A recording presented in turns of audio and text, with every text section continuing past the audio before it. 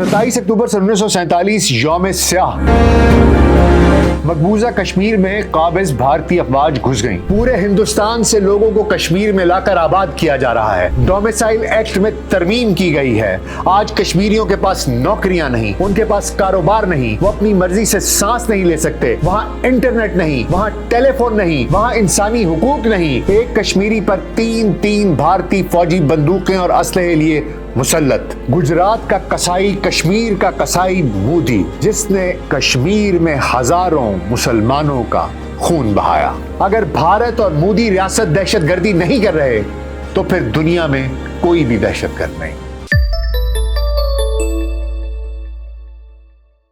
ویلسی pod cost میں doctor ناصر بے کے ساتھ آپ کی خدمت میں حاضر ہیں۔ السلام علیکم۔ آج 27 اکتوبر ہے۔ آج یوم سیاہ ہے۔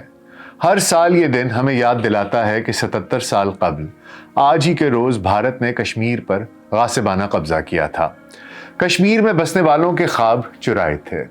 ہر سال کی طرح آج پاکستان سمیت دنیا بھر میں کشمیر پر بھارت کے ناجائز تسلط کے خلاف یوم سیاہ منایا جا رہا ہے۔ کشمیر ایک جنت ہے، لیکن آج کسی جہنم سے کم نہیں۔ وہاں جبر کا اندھا راج ہے، قدم قدم پر پہرے ہیں، ایک انجانے خوف کا تسلط ہے۔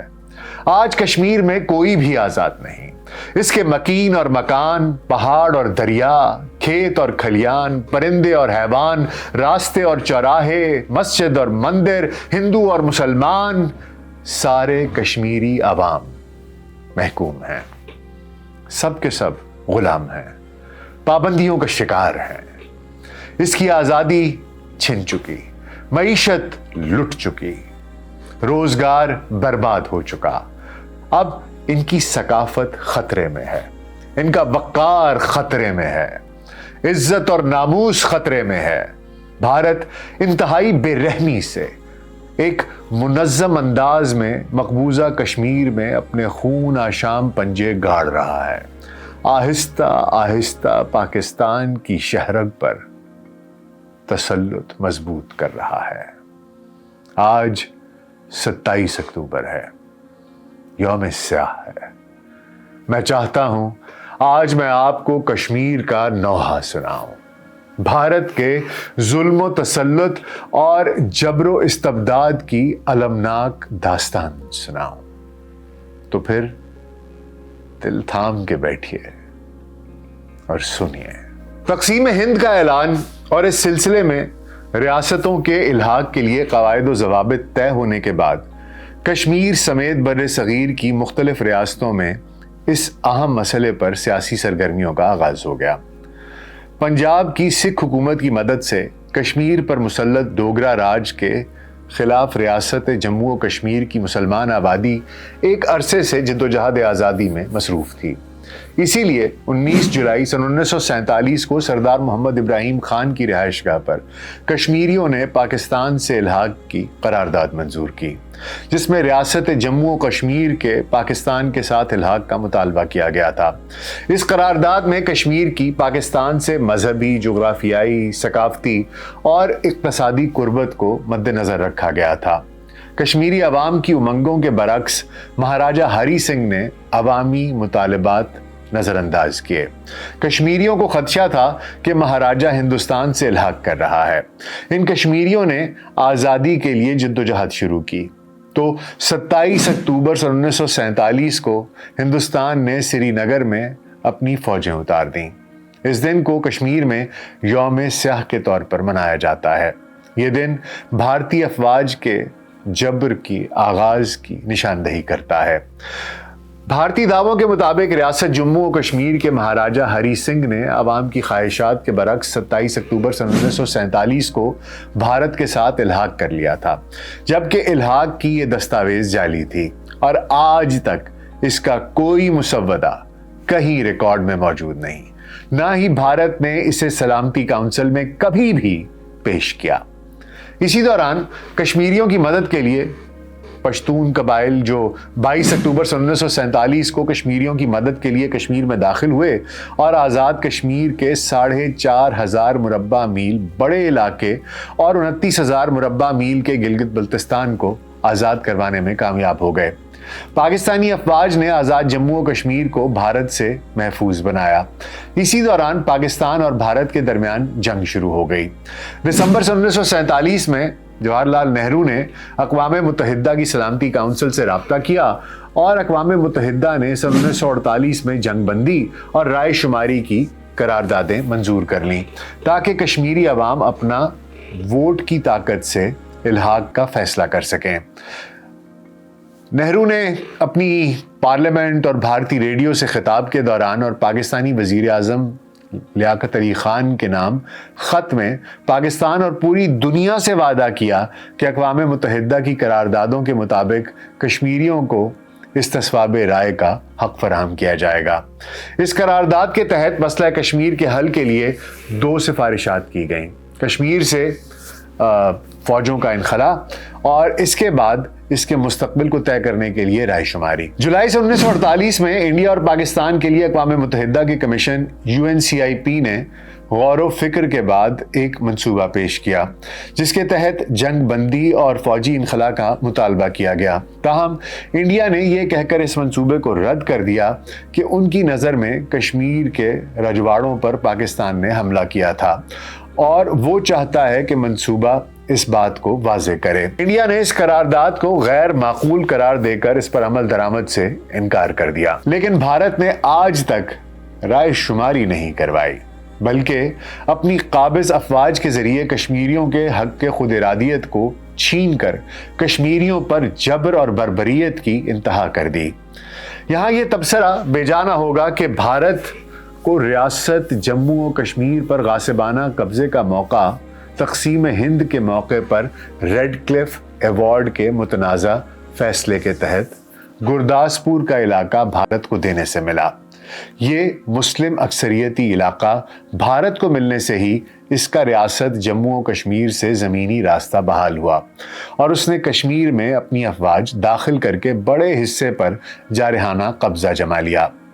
यूं कहा जा सकता है कि दरअसल रेड क्लिफ अवार्ड न सिर्फ पंजाब के इलाकों फिरोजपुर, माधोपुर, अंबाला, अमृतसर, पठानकोट और गुरदासपुर के लाखों हजारों मुस्लिम घरानों की कत्लो गारत गरी और हिजरत के साथ हजारों खवातीन की इस्मत दरी का बायस भी बना, बल्कि इसी रेड क्लिफ अवार्ड ने कश्मीरियों की आज़ादी के सपने भी खंजर घोंप कर मौत की नींद सुना दिए और बड़े सगीर की आज़ादी के वक्त बड़े तनाज़े कश्मीर की बुनियाद भी रख दी, जिसमें 77 साल से आज तक मुसलसल जानें ज़ाया हो रही हैं। इसके अलावा कश्मीर के इसी तनाज़े पर भारत और पाकिस्तान सन 1947 की इब्तदाई कश्मीर जंग के बाद भी अब तक सन 1965, सन 1971 और सन 1999 में जंगें लड़ चुके हैं और आखिरी लड़ाई में तो बात जौहरी तसादुम तक भी जा पहुंची थी। इस दौरान सरहदों पर भी कई बार दरअंदाजियां हुई और चीन ने सन 1962 में इंडिया चीन जंग के दौरान लद्दाख के इलाके एक्साई चिन पर कब्जा कर लिया था, जो वादी कश्मीर का ही हिस्सा है। अक़वाम मुत्तहिदा की करारदादों के बावजूद भारत ने कश्मीर के रजवाड़े पर अपने गैर कानूनी कब्जे को हिंद नवाज हुकूमतों के जरिए मजबूत करना शुरू किया। सन 1950 के बाद इंडिया ने कश्मीर को आईनी तौर पर मुल्क का हिस्सा बनाना शुरू किया। इस ज़िम्न में 5 अहम इक़दामात उठाए गए। पहला, कश्मीर की आइन साज असेंबली के क़याम के ज़रिए एक नामज़द हुकूमत की तैनाती। दूसरा, सन 1950 में इंडियन आइन में शिक 370 की शमूलियत। तीसरा, सन 1952 में नामज़द हुकूमत और इंडिया के दरमियान दिल्ली मुआहदे पर दस्तखत। चौथा, सन 1957 में कश्मीर के नए आइन का इतलाक़ और सन 1939 के पुराने आइन को ख़त्म करना। और पाँचवा, सन 1975 में इंदिरा शेख मुआहदे पर दस्तखत।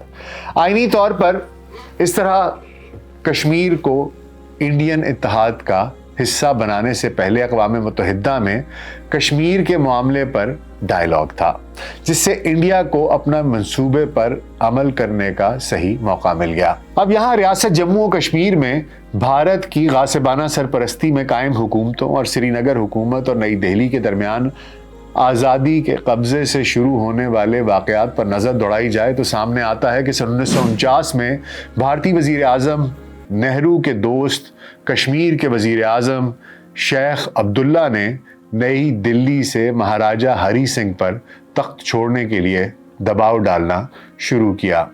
شیخ عبداللہ کے خاندان کے بارے میں، جو کہ بعد میں یہ عمر عبداللہ اور ان سب کے بھی جد امجد ہیں، تو فاروق عبداللہ اور اب عمر عبداللہ، یہ فاروق عبداللہ شیخ عبداللہ کے بیٹے اور عمر عبداللہ ان کے پوتے، جو کہ اب اس ایک شام الیکشنز میں ان کو کہا یہ جا رہا ہے کہ وہ جیت گئے ہیں۔ ان کے خاندان کے بارے میں ہم نے ایک ویڈیو بنائی تھی تاکہ آپ کو کچھ تھوڑا سا آئیڈیا ہو سکے، اور کہ ان کا تعلق کس طریقے سے لارنس آف اریبیا سے بھی ملتا ہے۔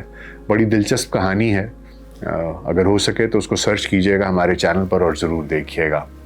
تو بہرحال ہوا کچھ یوں کہ شیخ عبداللہ نے نئی دلی سے مہاراجہ ہری سنگھ پر تخت چھوڑنے کے لیے دباؤ ڈالنا شروع کیا۔ بڑھتے دباؤ کی وجہ سے مہاراجہ ہری سنگھ نے 29 اپریل 1949 کو اپنے بیٹے یوراج کرن سنگھ کو صدر ریاست نامزد کیا۔ 25 نومبر 1949 کو یوراج کرن سنگھ نے ایک اعلامیے کے ذریعے 1935 کے حکومت انڈیا ایکٹ کو ختم کر دیا، جس کے تحت تب تک کشمیر اور انڈیا کے درمیان تعلقات قائم تھے۔ اس سے کشمیر پر انڈین آئین کے محدود اطلاق کی راہ ہموار ہوئی۔ اسی اعلامیے کی وجہ سے انڈین آئین میں ایک عبوری دفعہ آرٹیکل 370 کو کشمیر کو انڈیا میں خصوصی حیثیت دے کر شامل کرنے کے لیے متعارف کرا دیا گیا۔ اس کے ساتھ ہی انڈیا نے شیخ عبداللہ کی جماعت all India Jammu and Kashmir national front سے کشمیر کو آئینی طور پر انڈیا میں شامل کرنے کے لیے مدد حاصل کرنے کی کوشش بھی کی۔ اس اقدام کو اقوام متحدہ کی سیکیورٹی کونسل نے سن 1957 کی قرارداد 122 میں مسترد کر دیا۔ اس قرارداد کے تحت کشمیر کے مستقبل اور الحاق کا فیصلہ نیشنل کانفرنس یا کسی بھی دوسری جماعت کے ایکشن سے نہیں کیا جا سکتا۔ اس طرح سے سن 1950 میں انڈیا نے آرٹیکل 3(1) اور 370 کے تحت کشمیر کو ملک کا حصہ بنا دیا۔ آرٹیکل 370 کو، جس کا کہ مقصد خود مختاری حاصل کرنا تھا، کو اس وقت کے خصوصی حالات کی وجہ سے آئین میں متعارف کروایا گیا۔ اس شک کے ذریعے سن 1950 کے بعد انڈیا اور کشمیر کے درمیان موجود رشتے کو وضع کیا گیا۔ آرٹیکل 370 میں اس بات کو دہرایا گیا کہ انڈین پارلیمان کے پاس صرف ان شعبوں میں قانون سازی کا حق ہوگا جو معاہدہ الحاق میں وضع کیے گئے ہیں، یعنی آرٹیکل 370 کے تحت انڈین پارلیمان کے پاس ریاست جموں اور کشمیر کے لیے صرف دفاع، مواصلات اور خارجہ امور سے متعلق قانون سازی کا محدود اختیار تھا۔ تاہم آرٹیکل 370 کے ہی تحت صدر کو دیے گئے اختیارات کا مطالبہ یہ تھا کہ 17 نومبر 1952 کے بعد ان کے پاس احکامات جاری کرنے کا اختیار ہوگا۔ یوں آرٹیکل 370 کے ذریعے تقریباً 205 وفاقی قوانین کو کشمیر منتقل کیا گیا۔ آرٹیکل 370 کے تحت جموں کشمیر آئین ساز اسمبلی کے اتفاق اور انڈین صدر کے احکامات کے ذریعے ان شعبوں میں مزید وسعت کا امکان بھی پیدا ہو گیا۔ تاریخی اعتبار سے سن 1950 کے آرڈر کے تحت انڈیا کے صدر کے پاس جموں آئین ساز اسمبلی کی منظوری کے بعد آرٹیکل 370 کو تبدیل کرنے یا ختم کرنے کا اختیار نہیں تھا، یعنی آرٹیکل 370 میں کسی بھی ترمیم کے لیے نامزد اسمبلی کی رضامندی ضروری تھی۔ انڈین پارلیمان کی طرف سے کشمیر کے لیے قانون سازی کے حوالے سے بھی ہند نواز حکومت کی حمایت لازمی تھی تاکہ وہ قانون سازی کے لیے نئے شعبے متعارف کرا سکے۔ 10 جون سن 1952 کو جموں کشمیر آئین ساز اسمبلی نے موروثی حکمرانی کا خاتمہ کر دیا اور اس کی جگہ ایک منتخب سربراہ نے لے لی، جو اسے صدر ریاست کا خطاب دیا گیا۔ اس کے بعد نامزد حکومت نے انڈین حکومت کی نمائندوں سے مشاورت کے بعد معاہدہ دلی سن 1952 پر دستخط کیے۔ اس کے اہم نکات میں شامل تھا کہ معاہدہ الحاق کے تحت سٹیٹس کو برقرار رکھا جائے، یعنی صورتحال جیسی ہے ویسی ہی رہے۔ آرٹیکل 5 جو کہ انڈیا کی شہریت سے متعلق ہے، اس کا اطلاق کشمیریوں کے شہریوں تک بڑھانا۔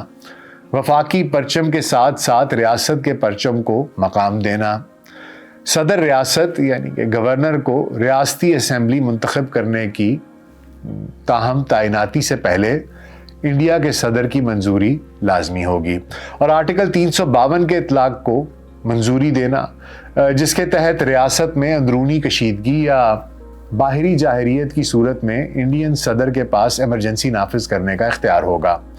इसके अलावा तय किया गया कि अंदरूनी कशीदगी की सूरत में दोनों ने इत्तफाक किया कि इमरजेंसी सिर्फ रियासती हुकूमत की दरख्वास्त पर या फिर इसकी रजामंदी से नाफिज की जाएगी। इसके कुछ अरसे के बाद शेख अब्दुल्ला के नए दिल्ली से इख्तलाफात शुरू हो गए, जिनकी बुनियाद पर एक इंटरव्यू में शेख अब्दुल्ला ने कहा था कि इंडिया के साथ महदूद इल्हाक की जगह एक आज़ाद कश्मीर को ले लेनी चाहिए। उनका ये भी ख्याल था कि 1947 में इंडिया के साथ होने वाला इल्हाक मखसूस हालात की वजह से मजबूरी में हुआ था। इन हालात ने शेख अब्दुल्ला की गिरफ्तारी और वज़ीर आज़म के ओहदे से अलहदगी की राह हमवार की, और 1953 में उन्हें गिरफ्तार करके गद्दारी और बगावत के मुकदमात कायम किए गए। इन्हें दोबारा 1958 में भी गिरफ्तार किया गया, और इसी सब के दौरान कश्मीर की आइन साज असम्बली ने इंडिया के साथ इल्हाक का ऐलान करते हुए एक करारदाद मंजूर कर ली। इसके साथ ही इंडिया की तरफ से कश्मीर को इंडिया में शामिल करने के लिए कई इक़दाम उठाए गए। दिसंबर 1971 में उस वक्त की इंडियन वज़ीर आज़म इंदिरा गांधी और शेख मोहम्मद अब्दुल्ला के दरमियान एक मुलाकात हुई। शेख अब्दुल्ला ने 1953 से पहले के सूरत हाल और 1952 के मुआहिदा दिल्ली पर अमल पर जोर दिया, ताहम इस तरह के मुतालबात इंडिया के लिए नाकाबिल कबूल थे। शेख अब्दुल्ला क्योंकि उस वक्त पहले ही जेल में थे, इसलिए उन पर दबाव डाले जाने के इम्कानात को खारिज नहीं किया जा सकता, और यूं से 1975 के कश्मीर अकॉर्ड पर राजी हो गए। इस मुआहिदे पर शेख अब्दुल्ला की जगह पर अफजल बेग ने दस्तखत किए, और इस मुआहिदे से बस ये हासिल हुआ कि आर्टिकल 370 कायम रहा। इससे जम्मू और कश्मीर की रियासत को कानून साजी के हवाले से आज़ादी की जमानत दी गई। मार्च 1977 में कांग्रेस ने शेख अब्दुल्ला की हुकूमत से हिमायत वापस ले ली, जिसके बाद रियासत में एल के जहाँ की गवर्नरशिप में 3 माह तक जारी रहने वाला गवर्नर राज नाफिज कर दिया गया। फिर 1983 में होने वाले इंतखाबात किसी भी लिहाज से पुरअमन नहीं थे, बल्कि इनमें कई जानें गईं और सैकड़ों लोग जख्मी भी हुए। 7 मार्च 1986 को इंडिया की तरफ से तैनात किए गए गवर्नर जगमोहन ने बदउनवानी और सियासी गैर इस्तेहकाम की बिना पर नए वजीर आला GM शाह को बर्खास्त कर दिया। यहाँ ये बात काबिल जिक्र है कि GM शाह इंडिया की मदद से ही उस वक्त के वजीर आला बनने में कामयाब हुए थे, जब उन्होंने 2 जुलाई 1984 को फारूक अब्दुल्ला शेख मोहम्मद अब्दुल्ला के बेटे की हुकूमत गिराने में कामयाबी हासिल की थी। GM शाह की हुकूमत के पहले 90 में से 72 रोज में कर्फ्यू नाफिज रहा। मार्च 1986 से 6 सितंबर 1986 तक कश्मीर पर गवर्नर राज नाफिज रहा, जिसके बाद 1 माह तक सदारती राज नाफिज किया गया। 1986 के अवाखिर में फारूक अब्दुल्ला नेशनल कांग्रेस ने इंडियन हुकूमत के साथ सुलह सफाई कर ली, जिसके बाद उन्हें मार्च 1987 में होने वाले इंतखाबात से पहले वजीर आला बना दिया गया। इन इंतखाबात में धांधली के इल्ज़ामात के बाद ही कश्मीर में इंडिया के खिलाफ मुसल्लह तहरीक का आगाज़ हुआ, और रियासत जम्मू कश्मीर में भारत के जारहाना मजालिम और बर्बरियत ने कश्मीरी नौजवानों को हथियार उठाने पर मजबूर किया, और 1989 में कश्मीर की आज़ादी की जद्दोजहद का आगाज़ हुआ। एक बैनुल अक़वामी रिपोर्ट के मुताबिक जनवरी 1989 से 2021 तक भारतीय फौजियों ने तकरीबन 2 लाख से ज़ायद कश्मीरियों को शहीद किया, हज़ारों ख़वातीन को बेवा और बच्चों को यतीम किया, जबकि हज़ारों कश्मीरी ख़वातीन को इज्तिमाई ज़्यादती का निशाना भी बनाया। अब सिर्फ मकबूजा कश्मीर के मुसलमान ही नहीं, बल्कि भारत में बसने वाले कश्मीरी भी मोदी के जबर का शिकार हो रहे हैं। 9 लाख से जायद भारतीय काबिज अफवाज ने 80 लाख कश्मीरियों को हिरासत में लेकर मकबूजा इलाके को दुनिया की सबसे बड़ी खुली जेल में تبدیل کر دیا ہے۔ آج بھی یاسین ملک سمیت کئی کشمیری رہنما بھارتی جیلوں میں قید و بند کی صعوبتیں برداشت کر رہے ہیں، جبکہ سید علی گیلانی جیسے عظیم حریت رہنما بھی بھارتی قید میں زندگی کی بازی ہار چکے ہیں۔ اسی طرح بھارتی قابض افواج کی جانب سے کئی ماؤں کے جگر گوشوں کے سینے چھلنی کیے جا چکے ہیں۔ کشمیر میں اکثر ہندو نواز حکومتوں کو تبدب اقتدار سے علیحدہ کیا گیا ہے جب ان کے اقدامات دلی کی کشمیر پالیسی سے مختلف رہے ہیں۔ 2014 میں بھارت میں سخت گیر ہندو قوم پرست جماعت بی جے پی برسر اقتدار آئی، جس نے 2015 میں پی ڈی پی کے ساتھ اتحادی حکومت بنائی، جس دوران 2016 میں عسکریت پسند کمانڈو برہان وانی نے سیکیورٹی فورسز کے ساتھ جھڑپ میں جام شہادت نوش فرمایا، اور اس کے بعد بڑے پیمانے پر عوامی مظاہرے شروع ہو گئے۔ ان پر قابو پانے کے لیے انڈین فورسز نے پیلٹ گنز کا استعمال کیا، جن سے کئی لوگ بینائی سے محروم ہو گئے۔ کشمیر میں موجود 9 لاکھ بھارتی فوج نے مظالم کی انتہا کر رکھی ہے، جس پر human rights watch, amnesty international, physicians for human rights جیسی بین الاقوامی تنظیموں اور کوئلیشن فار سول سوسائٹی جیسی مقامی تنظیموں کی طرف سے انسانی حقوق کی خلاف ورزیوں کے الزامات لگائے جاتے رہے ہیں۔ ان میں ماورائے عدالت قتل، جبری گمشدگیاں، شہریوں کو انسانی ڈھال کی طرح استعمال کرنا، ٹارچر سیلز، جعلی مقابلے، قتل عام، اجتماعی قبریں، کاروباروں اور گھروں کو تباہ کرنا، رہائشی علاقوں کو آگ لگانا اور اسکولوں اور یونیورسٹیز کی عمارتوں پر قبضہ کرنا شامل ہے۔ تاہم کشمیر پر سنگین مظالم کے باوجود ان کی ایک منفرد شناخت قائم تھی، جس پر انتہا پسند بھارتی حکومت نے 5 اگست 2019 کو انڈیا کے زیر انتظام کشمیر پر ایک مکمل لاک ڈاؤن نافذ کرنے کے بعد سخت گیر ہندو قوم پرست جماعت بی جے پی کی قیادت میں انڈین حکومت نے یک طرفہ طور پر کشمیر کی ریاستی اسمبلی سے مشاورت کے بغیر، جو کہ گورنر راج کی وجہ سے اس وقت فعال نہیں تھی، کشمیر کی خصوصی حیثیت کو ختم کر دیا۔ ایک لمحے کے لیے لگا کہ تاریخ خود کو دہرا رہی ہے۔ لگ بھگ تمام ہندو نواز سیاسی رہنماؤں کو قید کر دیا گیا۔ اگر دیکھا جائے تو اس سے انڈیا کے زیر انتظام کشمیر میں مین سٹریم ہند نواز سیاست کے لیے جگہ مکمل طور پر ختم ہو گئی۔ کشمیر کی خصوصی حیثیت ختم کرنے کا مطلب ہے کہ انڈین آئین کے تحت کیے آرٹیکل 370 اور 35 کے وعدے اب نہیں رہے، اور انڈیا کے زیر انتظام کشمیر پر اب دلی کی براہ راست حکومت ہے۔ اس سے ریاستی پرچم، ریاست کا آئین اور سینکڑوں ریاستی قوانین بھی بیکار ہو گئے ہیں، اور سیاسی، انتظامی اور قانونی نقطہ نظر سے سب کچھ تھم گیا ہے۔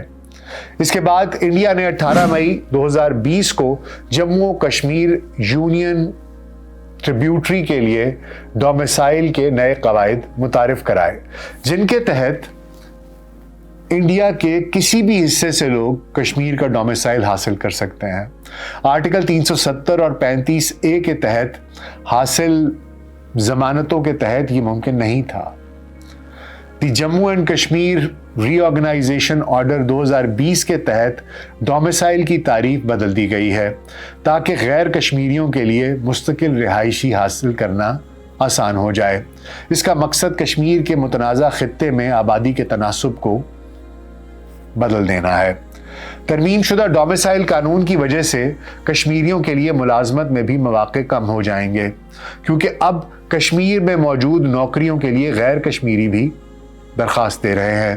اس طرح کے خدشات کا بھی اظہار کیا جا رہا ہے کہ آبادی کے تناسب میں تبدیلی سے کسی بھی رائے شماری کے نتائج پر اثر پڑے گا۔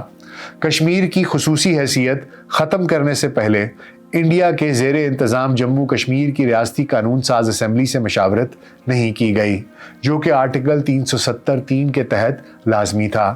کشمیر کی اسمبلی کو جون 2018 میں اس وقت تحلیل کر دیا گیا تھا جب PDP और BJP के दरमियान इत्तेहाद खत्म हो गया था। आर्टिकल 370 को खत्म करने का मकसद पूरा करने के लिए 2019 के सदारती हुक्मनामे में आइन साज असेंबली को बदलकर रियासत की कानून साज असेंबली कर दिया गया। ऐसा करना इसलिए जरूरी था क्योंकि आर्टिकल 370(3) के मुताबिक आर्टिकल 370 सदारती हुक्मनामे से खत्म हो सकता है, ताहम इसके लिए आइन साज असेंबली की सिफारिश लाजिम है। इंडिया के ज़ेरे इंतज़ाम कश्मीर की खुसूसी हैसियत को ख़त्म करने का एक फौरी नतीजा ये भी निकला कि इंडिया के साथ कश्मीर के इल्हाक की कानूनी हैसियत का तनाज़ा एक बार फिर ज़ेरे बहस आ गया। पाकिस्तान और चीन ने मुश्तरका तौर पर जोर दिया कि कश्मीर में अक़वाम मुत्तहिदा की तरफ से मंजूर शुदा हल की पासदारी की जानी चाहिए। भारतीय मज़ालिम की हौलनाक और भारतीय रियासती दहशतगर्दी की बदतरीन शक्ल का सामना करने के बावजूद मकबूजा कश्मीर के गयूर अवाम आज भी अपने हक के खुद इरादियत पर डटे हुए हैं और उन्होंने साबित किया है कि भारत वहशियाना ताकत के इस्तेमाल से उनकी मर्जी को नहीं तोड़ सकता। रवां बरस पर भारत ने 10 साल बाद अपने ज़ेरे तसल्लुत रियासत जम्मू और कश्मीर में असम्बली के इंतखाबात कराए, जिनमें कई दिहाइयों बाद उसी शेख मोहम्मद अब्दुल्ला का पोता और फारूक अब्दुल्ला का बेटा उमर अब्दुल्ला और उसकी जमात नेशनल कॉन्फ्रेंस 40 से ज़ायद नशिस्तों पर कामयाबी हासिल कर चुकी है, जबकि इसकी इत्तेहादी जमात कांग्रेस ने भी 6 नशिस्तों पर कामयाबी की हासिल कर ली है। तो इस तरीके से 90 रुकनी ईवान में उन्हें वाज़े बरतरी हासिल हो गई है। लेकिन ये इलेक्शंस, इनके ऊपर भी बहुत से सवालात हैं कि ये कितने ही ठीक थे और कितने नहीं थे, लोगों को कितनी आज़ादी थी कि वो वोट डालते, और इनके रिज़ल्ट कैसे हैं कैसे नहीं हैं। इस खौफ और जबर और दहशत की फ़िज़ा में जब लोग सांस नहीं ले सकते, लोगों की टेलीफोन लाइंस नहीं चल रही, जहाँ पर डेटा नहीं चल रहा, जहाँ पर फ़ोन नहीं चल रहे, जहाँ पर एक एक कश्मीरी के लिए आपने 3-3 फौजी हथियार हाथों में थामे, उनकी मौत के परवाने अपने हाथों में थामे खड़े हैं, वहां पर इलेक्शंस और शफाफ इलेक्शंस का क्या ही तसव्वुर किया जा सकता है। नेशनल फ्रंट की इस कामयाबी को लोग गुजरात के कसाई, कश्मीर के कसाई नरेंद्र मोदी की शिकस्त से ताबीर कर रहे हैं, लेकिन अगर आप मुझसे पूछें तो इसके पीछे भी नरेंद्र मोदी की एक चाल है, और वो यही चाहता था कि वो पीछे से डोरियां हिलाए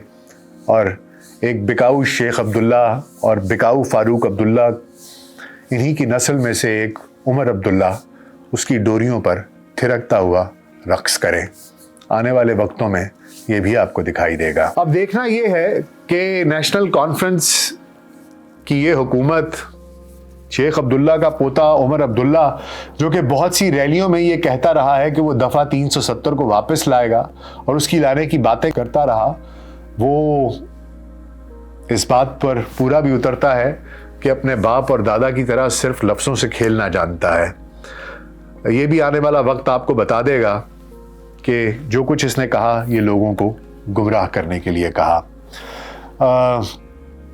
दूसरी जानिब नेशनल कॉन्फ्रेंस और PDP ने लोगों से शनाख्त और आईनी हुकूक की बहाली के लिए वोट मांगा। नेशनल कॉन्फ्रेंस के मंशूर में आर्टिकल 370 की बहाली, इंडिया और पाकिस्तान के दरमियान ताल्लुकात की बहाली और कैदियों की रिहाई और इजहार राय की आज़ादी को बहाल करने जैसे वादे, ये सब भी शामिल थे। यही वजह है शायद कि जो भी कुछ लोगों को इजाज़त हुई, कुछ लोगों ने वोट डाले, तो शायद इनको दे दिए गए। वल्लाह आलम बिस्सवाब। कश्मीरी आज भी अपने साथ होने वाली नाइंसाफ़ी नहीं भूले। उनकी आंखों में आज भी आज़ादी के दिए जगमगा रहे हैं।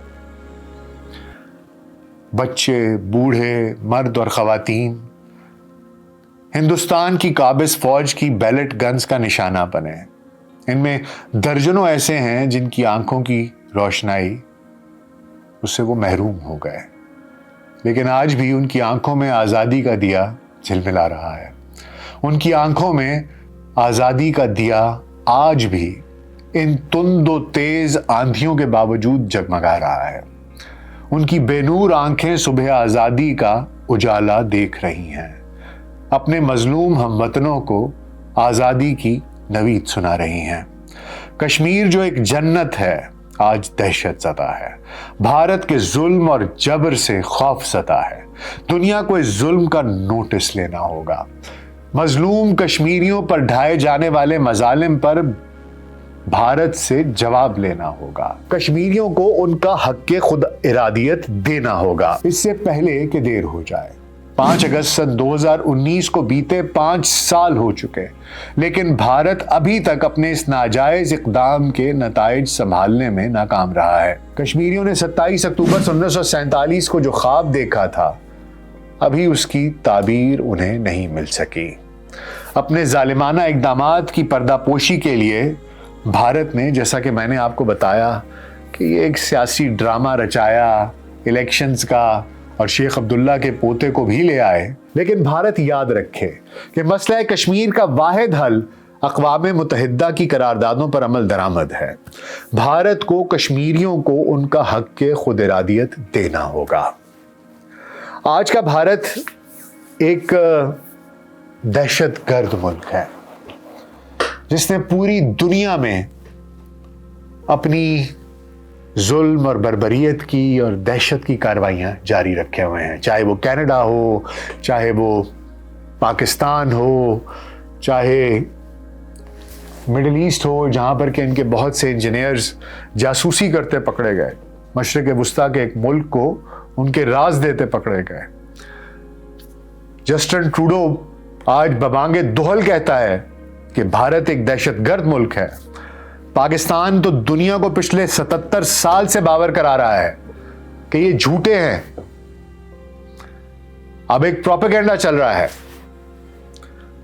کہ غیر کشمیریوں کو کشمیر میں لا کر آزاد کرو تاکہ یہ سارا تناسب بگڑ جائے۔ ایسا ہی کچھ یہ پنجاب میں کر رہے ہیں۔ ممبئی سے اور یہاں سے لوگ کتنی بڑی تعداد میں پنجاب میں بھی زمینیں خرید رہے ہیں اور وہاں آ کر آباد ہو رہے ہیں، اور سکھوں پر پنجاب کی سرزمین تنگ کی جا رہی ہے تاکہ وہ چھوڑ کر ملک باہر بھاگ جائیں، اور وہ باہر جا رہے ہیں، کینیڈا جا رہے ہیں۔ کشمیری، ان کے ساتھ بھی یہی کیا جا رہا ہے۔ ان کو ان کی ملازمتیں چھن گئی ہیں، ان کے کوٹے چھن گئے ہیں، ان کے ٹھیکے چھن گئے ہیں، ان کے کاروبار چھن گئے ہیں۔ جان بوجھ کر ان کی کاٹیج انڈسٹری سب سے بڑی انڈسٹری تھی، ڈرائی فروٹ کی درآمد پر انہیں جان بوجھ کر وہ کر دیا ہے، ٹیکس کم کر دیا ہے تاکہ ان کی یہ پھل پھول نہ سکیں۔ مودی مسلمانوں کا دشمن ہے۔ سبرامنیم نے جو کچھ کہا تھا وہ آپ لوگوں کو میں نے سنایا تھا کہ جس ملک میں مسلمان 30% سے زیادہ ہو جائیں وہ تباہ ہو جائے گا۔ ان کا سٹنگ منسٹر یہ بات کر رہا ہے، جس کے ملک میں 25-26 کروڑ مسلمان ہیں، وہ یہ بات کر رہا ہے۔ جاوید اختر صاحب یہاں پر آتے ہیں، ایک بہت مشہور شاعر ہیں ہمارے، فیض صاحب، ان کے فیسٹیول میں یہاں پر ان کو بلایا جاتا ہے، آ کے بڑی باتیں کرتے ہیں ہمیں کہ آپ یہ کرتے ہیں، ممبئی فلانا ہوتا ہے، حملے ہوتے ہیں۔ اور چند برس پہلے ان کی اپنی زوجہ محترمہ جو کہ ایک اداکارہ بھی ہیں، شبانہ اعظمی صاحبہ، ان کا ہی ایک بیان چل رہا تھا سوشل میڈیا پر کہ مجھے ممبئی میں گھر لینا ہو تو بڑا مسئلہ ہو جاتا ہے، مہاراشٹر میں گھر لینا ہو تو بڑا مسئلہ ہو جاتا ہے، یہاں آ کر ہمیں اور درس دیتے ہو، وہاں جا کر اور باتیں کرتے ہو۔